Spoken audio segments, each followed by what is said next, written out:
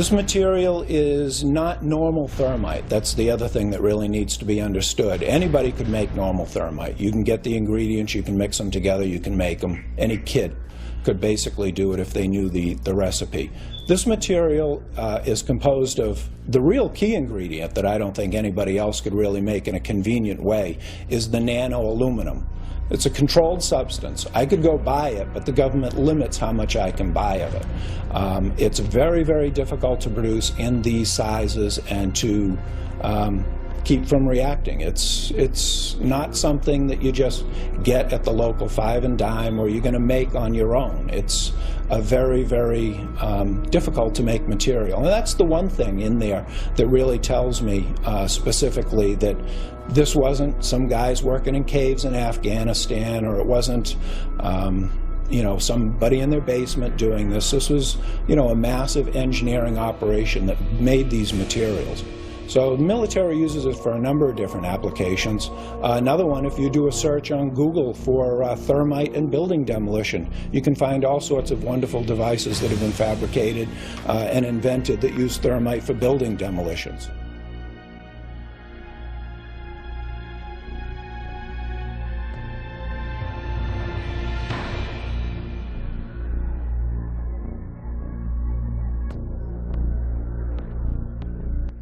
An example would be that in 1984 there was a patent issued for thermite cutter charges to be used in building demolitions that could shoot molten iron through the structural steel in milliseconds.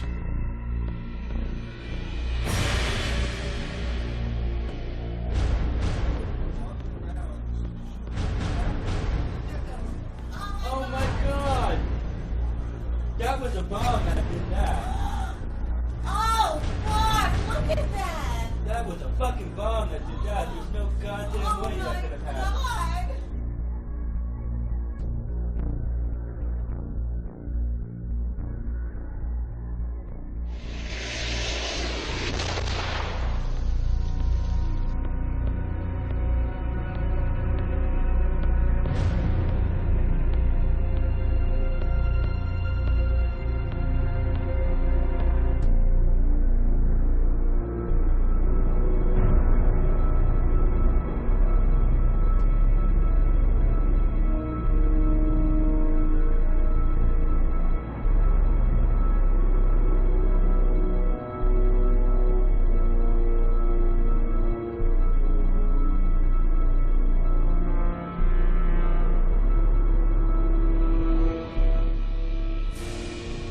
You can imagine when you assemble these chemicals on a large scale, the amount of heat that you generate.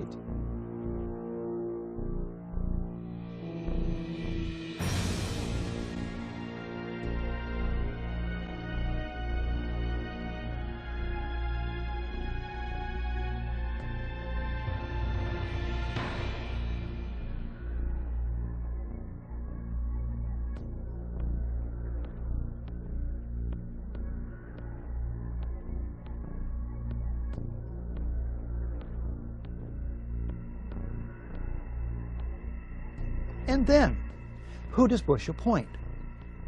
He appoints Henry Kissinger. Naming Kissinger sets a new standard for cynicism, or for being out of touch, or both.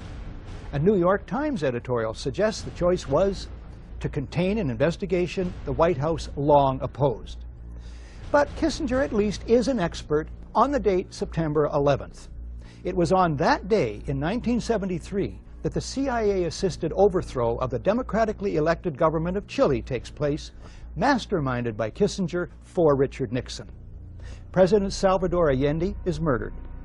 After a universal backlash, Kissinger backs off. Bush then names, it's 431 days now, Thomas Kean and Lee Hamilton as co-chairmen. Kean's Azerbaijan oil connections and other conflicts of interest should make him ineligible from the outset. He earlier co-chairs the Homeland Security Project. Observers have noted that huge profits are to be made in the surveillance and security industries these days. The White House chooses all the commissioners. Lynn calls them key insiders rife with conflicts of interest. The White House brazenly appoints as the executive director one Dr. Philip Zelikow. A right-wing Republican hawk deeply involved in the Bush circle, a member of the Bush-Cheney transition team, and a National Security Council advisor with Condoleezza Rice under Bush 1. The Bush White House did everything in its power to derail an open inquiry. Then, when faced with its inevitability, the president and his aides sought to limit its scope, its access, and its funding. This commission was about as independent from White House control and manipulation as the abused prisoners at Abu Ghraib were from their jailers. The White House releases only 25% of 11,000 documents requested. It blacks out portions of the released documents, resists requests that the administration officials testify under oath, and tries to rush the commission's deadline. Bush and Cheney meet the commission. But it is behind closed doors. They refuse to testify under oath. No tape recorders are allowed. No transcript is allowed. Bush makes no opening statement, and those taking notes must submit them to security personnel. My administration will not talk about how we gather intelligence, if we gather intelligence, and what the intelligence says. I will not discuss. We will not discuss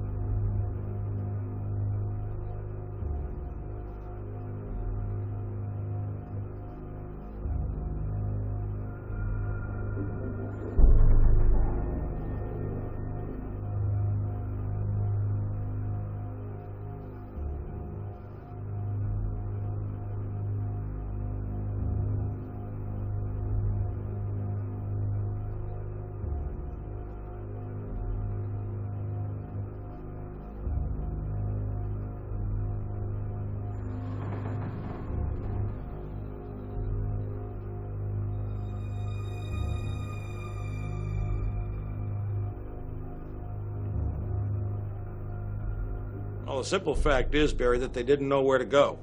The reason that they didn't know where to go was because a number of conflicting and overlapping war game exercises were taking place, one of which, Northern Vigilance, had pulled a significant number of North American fighter aircraft into Canada and Western Alaska and Northern Alaska in a mock Cold War hijack exercise.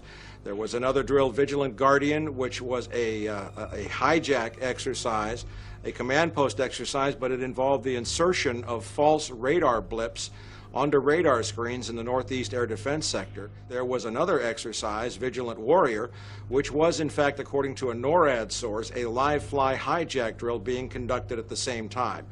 With only 8 available fighter aircraft, and they have to be dispatched in pairs, they were dealing with as many as 22 possible hijacks on the day of 9/11, and they couldn't separate the war game exercises from the actual hijacks. Hi, Boston Center, Team U. We have a problem here. We have a hijacked aircraft headed towards New York. We need someone to scramble some F-16s or something up there to help us out. Is this real world or exercise? No, this is not an exercise, not a test. But this was done deliberately, though. These war game exercises were apparently very well planned by someone who I will show, I believe, was Dick Cheney in the United States government.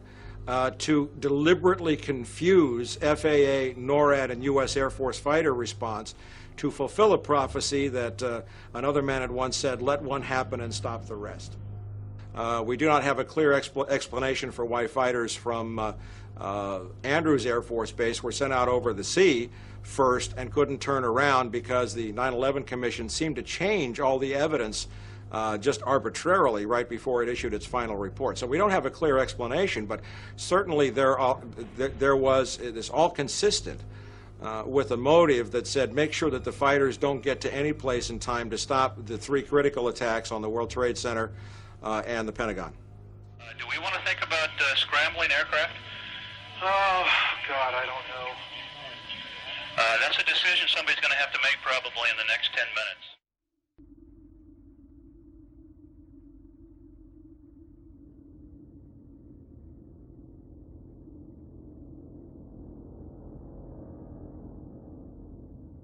You know, it might have appeared that way, but from my close-up inspection, there's no evidence of a plane having crashed anywhere near the Pentagon. The only site is the actual site of the building that's crashed in, and as I said, the only pieces left that you can see are small enough that you could pick up in your hand.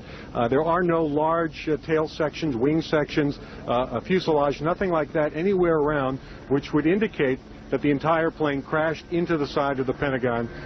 Something started to fire with some explosion at the Pentagon not long after the 2 World Trade Centers. Did you see anything flying overhead just before this explosion? We can't see exactly where the source of the explosion was, but you could hear it very clearly with a loud boom. Tower 2, the first one. This is all New York now. Michael, if you can hear me, we just heard another explosion down at the Pentagon building. We just heard another loud explosion down at the Pentagon building just seconds ago. Another explosion of some sort. Now, it could be a secondary explosion here from something happening, but we just heard a loud pop just as you were coming to me. It seemed to be on the east of here. I can't tell what it is. It might be something that's secondary to this because we had a number of small explosions after the fire occurred. We're not talking about something that's entertaining or sensational. We're talking about your government, where you live, your country, your freedoms. Right. And what we're talking about here is things which you see every day. Like someone said a long time ago, many will look with their eyes but not see, and listen with their ears but not hear. And that's us. That is this country. We have been looking at things all along and never realizing the significance of the occult emblems that we're seeing today. Okay. We're talking about a global government that's in existence right now. We're not talking about a nation that is going, we're talking about a nation that is gone. We do not control the government of the United States of America. The United States of America is controlled by this evilarchy. They control the money system, they control the State Department, they control the presidency. The seal that we have on an American dollar bill is an occult seal of an occult society pursuing an occult agenda.